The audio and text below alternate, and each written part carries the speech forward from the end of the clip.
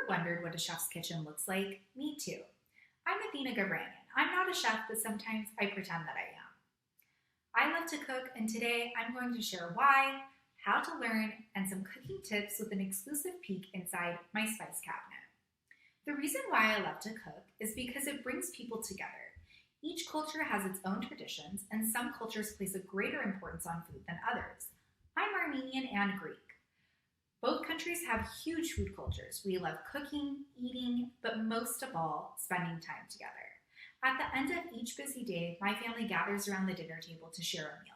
There are no exceptions. It's a rule in my family, and it has really shown me the power of cooking.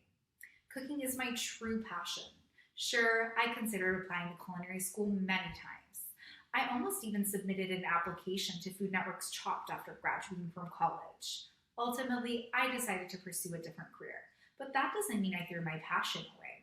I cook any chance I get, and you should too. If you don't have any cooking experience, that's okay. A good way to learn is by observing others. If you don't have any friends or family to shadow, that's okay too. You can turn on the TV, go on YouTube, open up a cookbook, or follow recipes that you find online. Just find what method works best for you. Now, I just moved to Los Angeles. And although my apartment isn't fully furnished just yet, my spice cabinet is filled to the brim. Let's take a look. These are my spices, or at least half of them. These are what I would call the primary spices in my kitchen because they're very versatile and I can use them on just about anything. There's oregano, garlic, chili powder, cumin, turmeric, parsley, herbs of Italy, and many more.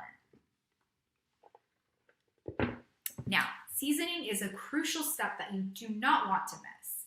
Seasoning will enhance the flavor of your food and bring out its true flavor. It is not meant to alter the taste of your food. And you don't have to limit yourself to just using dry spices like I have here. You could use fresh herbs too, which are typically added in towards the end of the cooking process to preserve that fresh flavor and the color. You can also use acids when cooking.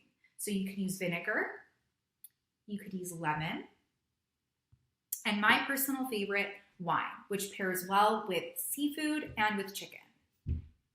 Now, there are so many different seasonings, so many different techniques, but let's get down to the basics today. Let's talk about one of the most common seasonings, salt. Over here, I have pink Himalayan salt, but there are so many different types of salts out there and so many different ways of using them. So today I'm going to give you a tip on how to season steak using salt. When you're dealing with steak, you want to salt the meat about 20 to 30 minutes prior to putting the steak on the heat. And you're going to do this because that time will allow for the salt to penetrate the meat and not only season the center of the steak, but it's actually going to break down some of those fibers that would otherwise cause the meat to be tough.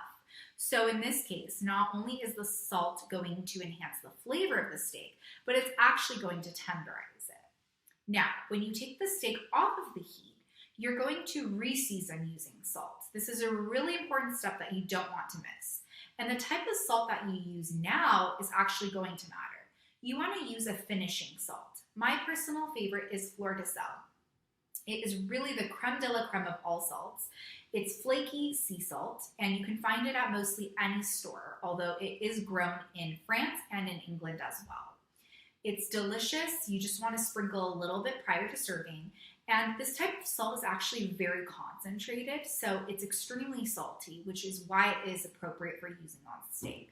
But you can also use it on baked goods. So if you're going to bake some cookies, just sprinkle a little bit of the Fleur de Sel on there. And trust me, it is the best combination. The salty and the sweet is just all you need. You have to try it. Now, cooking takes practice. It is a form of art.